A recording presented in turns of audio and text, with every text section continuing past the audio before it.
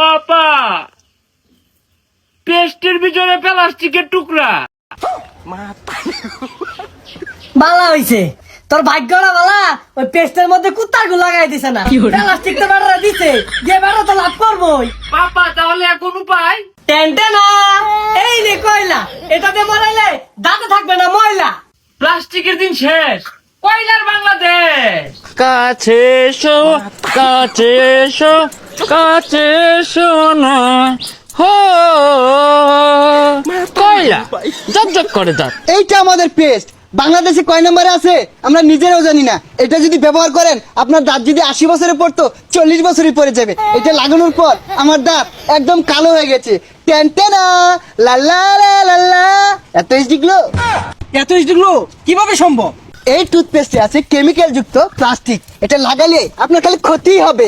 আরে ভাই কেন ভাই স্পন্সর করতেছে ভাই, সরুনছে ভাই, আরে লাগান আর দাঁতকে পরিষ্কার করেন।